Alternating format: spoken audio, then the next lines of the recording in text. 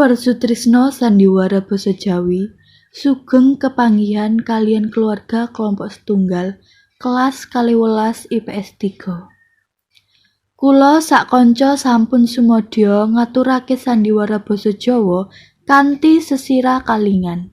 Anggitane kanthi sutradara Zevanya Azahra Sapna Clarissa, penulis skenario Zevanya Azahra Sapna Clarissa, editor, efek musik lan mixing C. Masita, narator C. Masita, Abah Dewanto dening Akbar Ramadan Dwi Utomo, Ibu Widya dening Reni Destira Putri, Adinia anak mbarep dening Desi Dwi Syafitri, Diana anak keloro dening Andriana Dwi Rahayu, lan Winda anak ragil dening Zevanya Azahra Sapna Clarissa.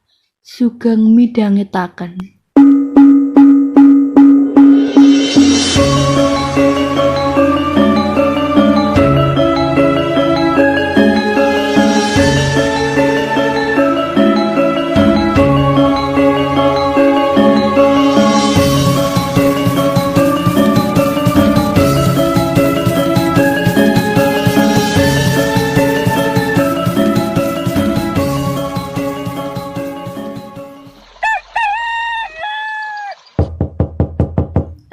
Tangi, wis apa?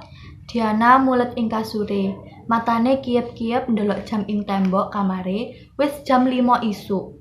Diana mlaku menyang jeding arep njupuk wudu. Nanging ana adike, Winda, sing nyalip mlebu ndisiki. Lho, aku sik ndak. Aku sik lah, Mbak. Wis sampe pucuk iki lho, ya. Ya wis, ndang cepetan. Dilutahi kok. Mangkane ta. Ndang tangi lek ditangino iku. Saiki dilikan to. Wis terus dene situ. Aku wis tangi mang. Kebetulan ae barengan karo Winda. Diana ndelok ibu lagi nata panganan ing meja makan. Diana njupuk siji tempe goreng ing ngarepe. Siji ae. Iki gawe sarapan karo gawe bekale Abah. Bu Bendara, aku njaluk sangu po. Saiki wis Senin lho. Sangu. Isuk-isuk wis jaluk sangu. Diana ngundurno kursi lan ngadeg. Terus mlaku menyang ngarep. Arep nang ndi? Teras, wudu nang teras. Ojo, krane rusak. Nang jeding ae ngenteni adikmu. Selak kawanen lho, Bu. Mari ngene lho, mari. Dah, Winda, sik dorong ta? Iya, mari ngene. Kon adus pisan. Iya, nanggung ya. Tapi gara titik mana kok? Aduh, arek iki. Aku tak mlebu dilut njupuk wudu ndak. Sik ta. Aku durung salat ndak. Padha wedoke ae lho. Cek. Wes, dinteni ae lho, Nah.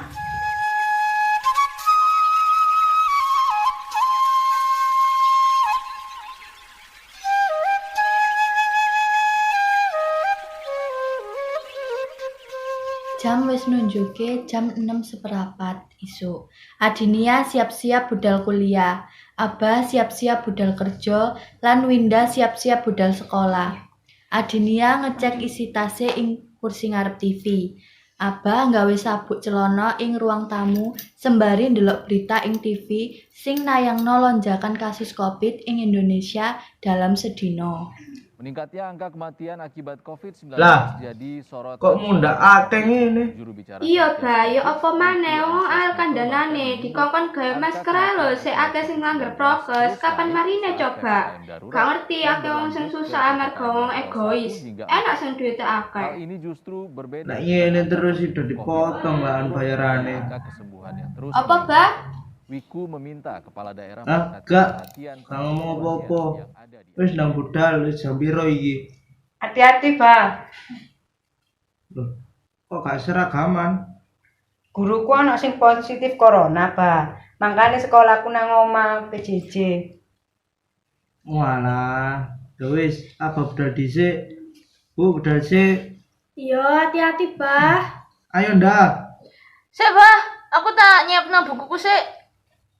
Ndak, kon lak sekolah nang sekolahan. Aku nyelang HP-mu po oke sekolahku. Mak, kok nang duwe HP dhewe sih? Kok nyelang? Ya kon lak ngerti sih, HP ku mbiyen didol gawe bayar daftar ulang, terus diganti HP bekas iki.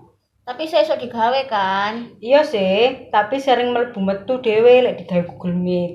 Aku wedi pas aku jawab gak nyampe nang guruku. Ya oleh wis metu, garek mlebu mana lah. Ngono kok repot. Wes aku dinteni abah iki lho. Tapi kan kon lagi gak butuh-butuh banget, mulai kan isok bareng kancamu. Aku Gojek. Hah? Lah biasane bareng kancamu. Aku dia lagi gak mlebu. Aku gak akrab karo sing liyane, dadi ya kudu Gojek. Bu, budal sik. Assalamualaikum. Waalaikumsalam. Hati-hati. Ibu sing nguping Diana karo Winda akhirnya marani Diana sing wis mlebu kamar. Iki, gawe HP-ne ibu ae. Ibu ora butuh toh? Gak, nyoh. Wes, ndang siap-siap kono.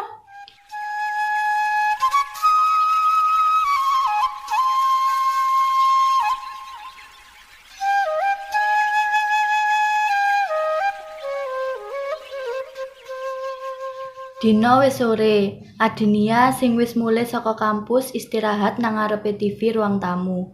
Lungguh ing kursi sembari dolanan HP. Ibu sik metu omah. Diana menyang ruang tamu marani mbake Adinia. Mbak, Hmm. ibu nang ndi kok gak ketok-ket mang? Bu, gak pamitan ta, Mang? Enggak, moro-moro gak ana nang omah, HP-ne gak digawa pisan. Ndelok apa sih, Mbak? Kok ngetu ngono? Ih, kepo ya. Mbak, sepatuku lho jebol loro karone. Mangap ombo kok njaluk mangan ngono. Sekitar wis semingguan, tapi untungnya aku PJJ sih.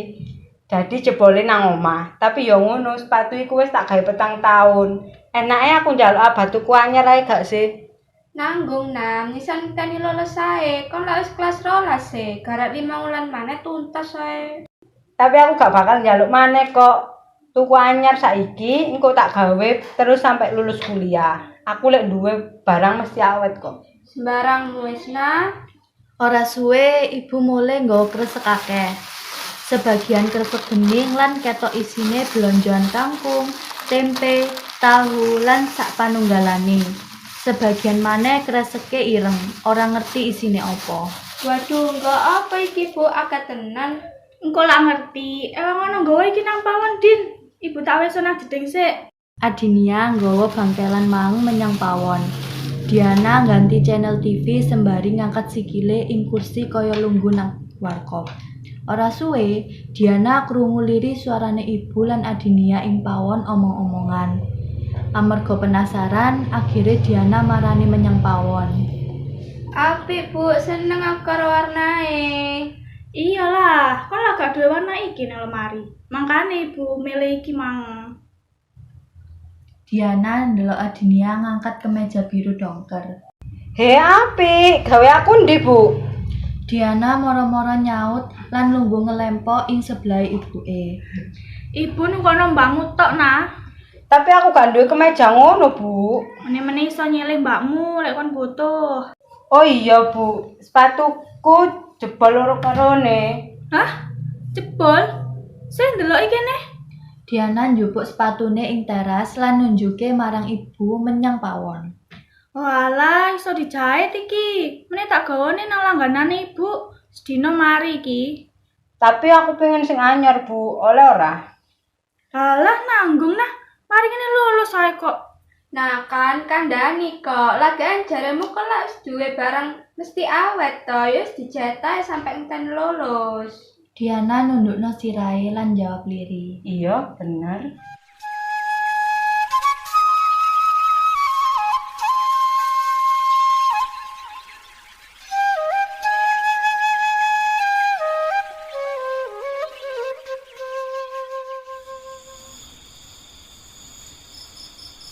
Bengi iki hawane adem banget. Jam wis nunjukake 8:30 bengi. Abah lan ibu lungguh wong loro ing kursi teras omah. Abah lan ibu ngobrolake masalah serius ngenani biaya sekolah lan kuliah anak-anake. Diana sing saka jeding ora sengaja ngintip lan nguping omongane abah lan ibuke. Sabanjure iku Diana alon-alon mlaku marani abah lan ibué nang teras. Bah, Bu, maksudnya apa iku mang? Loh, sejak kapan nyono ngono? Ora apa-apa, Bah, ngomong langsung ae. Dadi apa karo ibu putusno dhewe gawe nunda kuliahmu 2 tahun nah. Nunda? Iya, nah. Apa ibu lan abah ora percaya ta karo aku?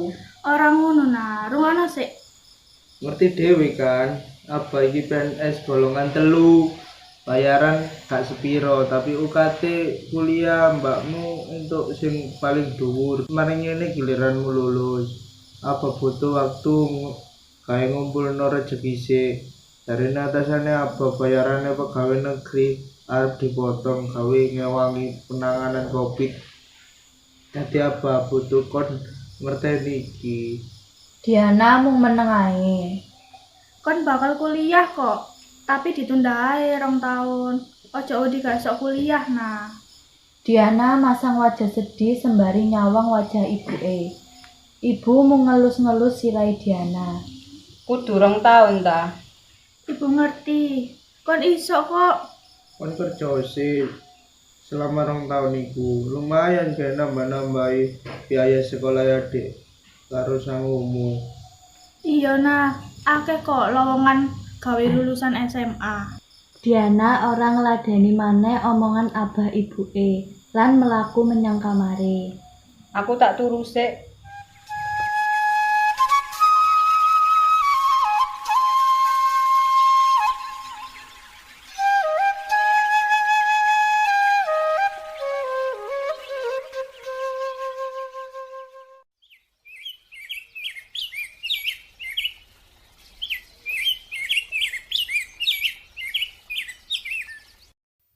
Kaya biasane, saben sore Adinia lungguh nang ngarep TV sembari dolanan HP.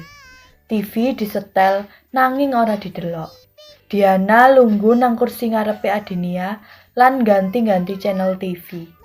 Diana ngelirik Adinia sing mesem-mesem madhep HP-ne ketmang. Lapo kok mesem-mesem? Ayo. Ilahku nang lesan munggah. Hah? Kuliah kok les? Les kursus bahasa Inggris aku. Hah? Gayo apa dan sejak kapan? Ben tambah iso bahasa Inggris lah. Aku wis melo 2 mingguan sih. Wih, ndak metu les laan. Hah? Enggak ini kan saya les.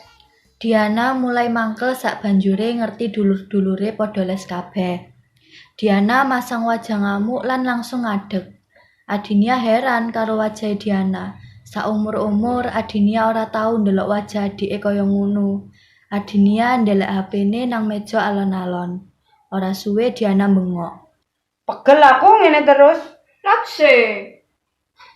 Enak kon, apa-apa keturutan, apa-apa didhisikno. Apa sih nak?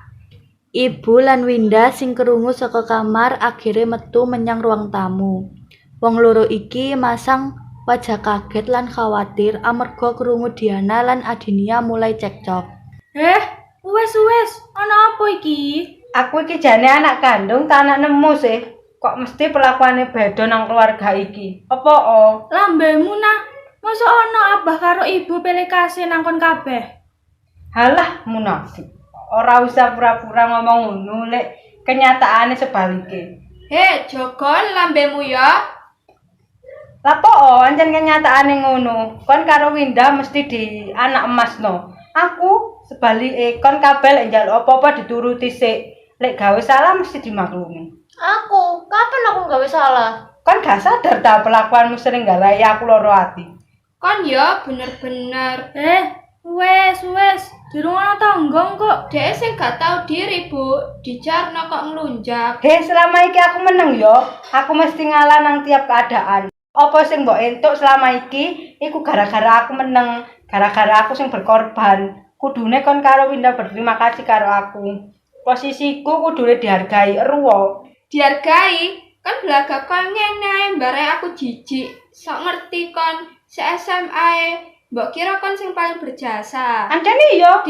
Kon kudu kepala keluarga nang kene, gak usah ngesok, gak melok nafkah ya angko, gak ngerti ae kon dadi anak pertama. Ya apa rasane? Enak kan? Apa-apa keturutan didilikno. Winda pisan. Lah aku mesti entuk barang bekas teko kon. Kabeh sing tak pingin gak keturutan. Kon ngerti? Gara-gara kon karo Winda aku terpaksa kudu melok nafkahi kon kabeh. Ngerti yo?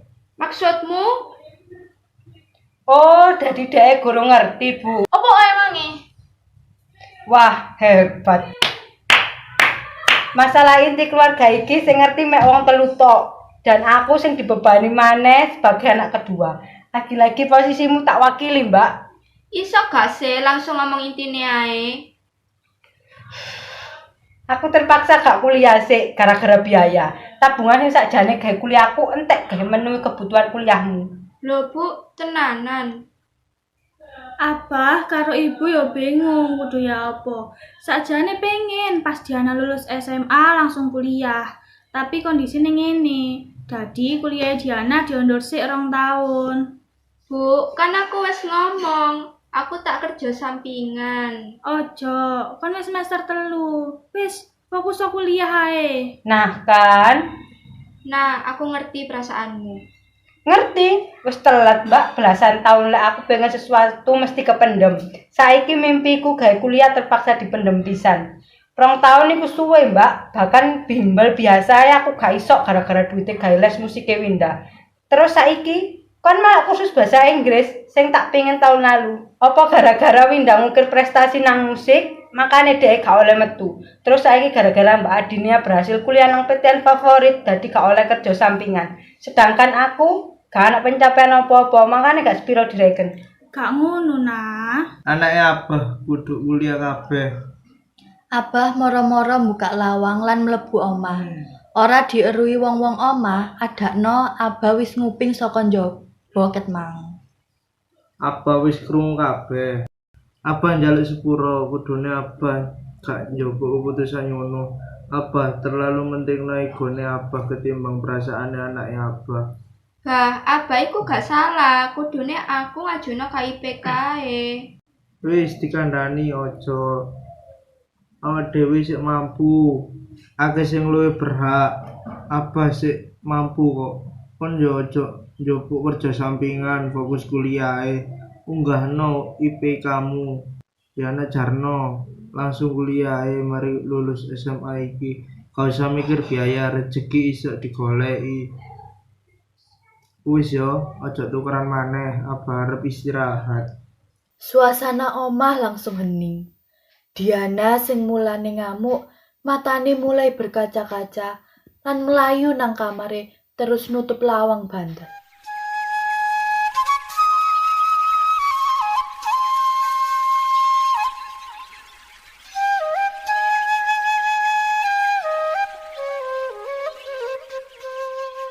Jam tembok nunjukake jam 11:30 bengi. Diana buka lawang kamare alon-alon, ben wong-wong omah ora ana sing krungu. Ket sak banjure tukeran sore mangi, Diana ogah metu kamare, masih digedhok lawange bolak-balik karo wong-wong omah. Amarga iku, Diana luwe lan ngelak. Akhire mutusno metu menyang pawon pas omah lagi sepi. Tanpa disangka Diana, ibuke metu saka jeding lan kepethuk dheke nang pawon. Suasana canggung nyelimuti wong loro iki. Ibu ndelok ratu aja Diana sing nesu banget. Nanging ibu nyoba ngajak Diana ngomong dhisik. Nah, lungguh karo ibu kene. Diana si ora gelem ndelok matahe ibuke. Sirahe mung nunduk ae pas diajak omong. Sing ganjel sing mang yo. Ibu ngerti, ora gampang nerima keputusan iku. Abah karo ibu salah gawe keputusan iku. Abah lan ibu ngira lek awakmu bakal iso njalani iku kabeh dengan ikhlas.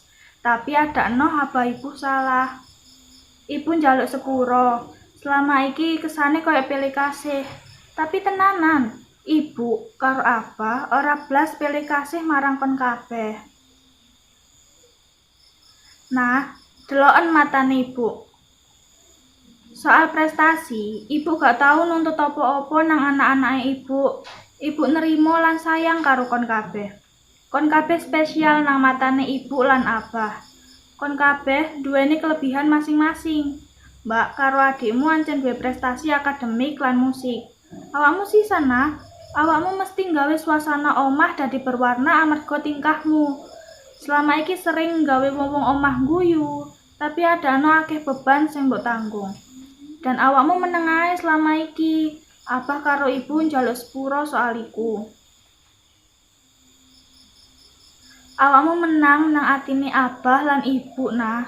Suwun yo wis hadir nang omah iki dan wis dadi anak wedok sing kuat. Ibu bangga karo awakmu. Soal masalah mang, suwun wis cerita nang awak dhewe kabeh. Abah lan ibu dadi ngerti apa sing mbok rasakno. Mulai saiki, abah lan ibu bakal berusaha dadi wong tua sing luwih becik maneh. Selain iku, awak dhewe bakal golek solusi terbaik ben ora ana sing terbebani maneh. Diana ngerangkul ibuke lan air matane lugur siji-siji. Aku ya njaluk sepuro ya Bu, aku mang kurang ajar bahasane. Aku ora iso ngontrol emosi. Sakjane aku ngomong apik-apik, tapi malah ngamuk gak karuan. Aku bakal berusaha dadi anak sing luwih becik maneh mulai saiki. Iya nah, wis. Sedih mari yo. Saiki turu wae, wis bengi pol iki. Diana nganggukno sirahe liri. Aku arep njupuk ngombe sik. Ya wis, ibu balik kamar sik yo.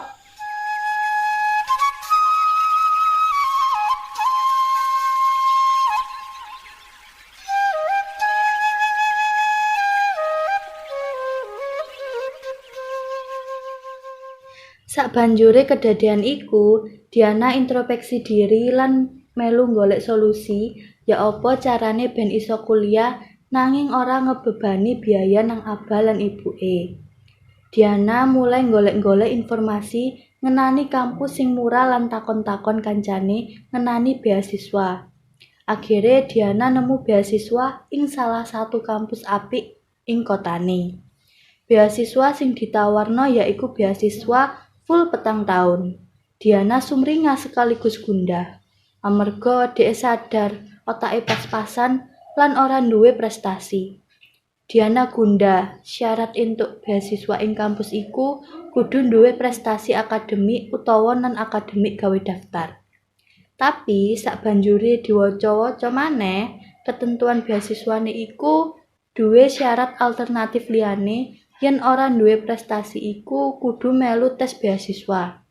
Diana bingung amarga selama iki nang sekolah dhek ora tau mudeng penjelasan gurune. Tapi dhek sadar kudu nglakoni usaha gede yen pengin kuliah gratis.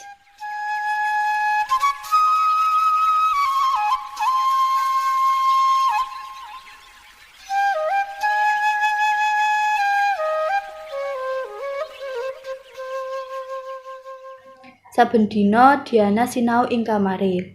Lawang kamare Diana ora ana kuncine. Dadi abah lan ibu biasane iso ngintip sambil buka lawange titik. Ing suatu dina abah lan ibu ngintip kaya biasane. Nanging dina iki beda.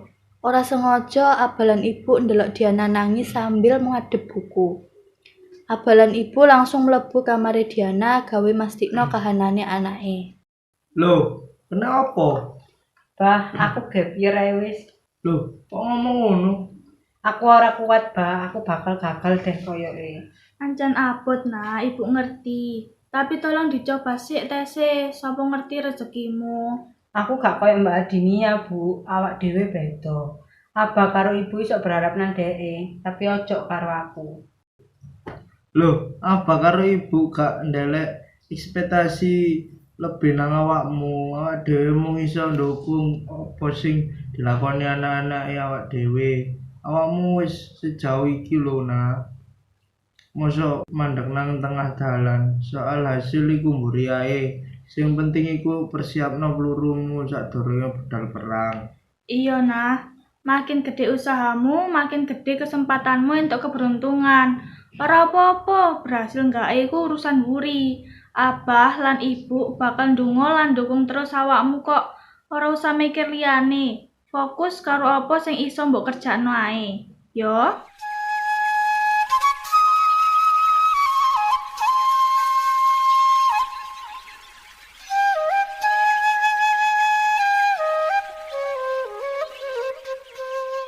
Ora krasa waktu mlaku cepet. Sore iki wayahe pengumuman beasiswane Diana. Diana mung dhewean nang omah. Wong-wong omah padha metu kabeh ngurusi keperluane masing-masing. Diana akhirnya buka email sing isine pengumuman beasiswane dhewean ing kamare. Bengine pas mangan bareng, sekeluarga kumpul ing meja makan. Diana meneng ae ket awal mangan sampe segone entek setengah piring. Wong-wong omah kaya padha iso maca raut wajah Diana. Winda karo Adinia sing wis suwe berdamai karo Diana nyoba ngehibur Diana. Mbak, meneh tuku es krim karo aku yuk sambil mlaku-mlaku. Aku melok. Aku sing nekokno wis, ya apa nah? Nah, nambah sego akeh. Nah, wis ojo nesu. Lapo nesu? Aku keterima kok. Diana mesem ombol lan dirangkul Winda.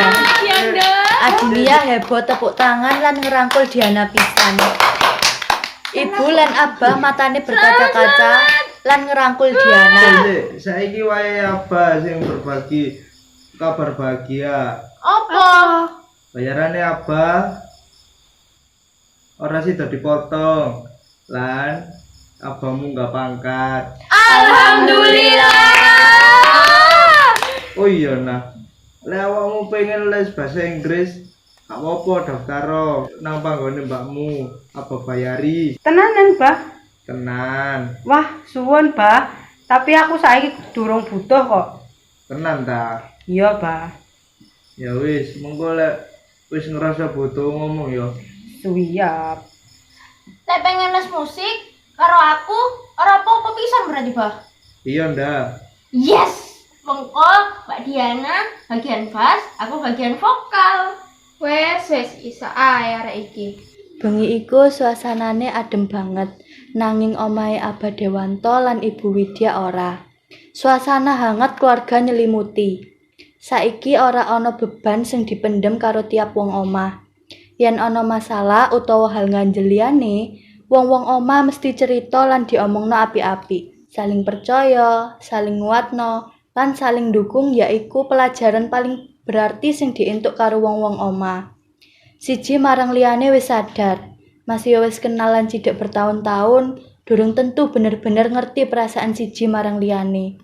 Durung tentu bakal selalu ana yen liyane lagi butuh. Lan sadar masih umur wis tuwa, durung tentu bener-bener dewasa. Sinau ngenani kehidupan bakal terus dilakoni keluarga Abah Dewanto lan Ibu Widya. Tamat.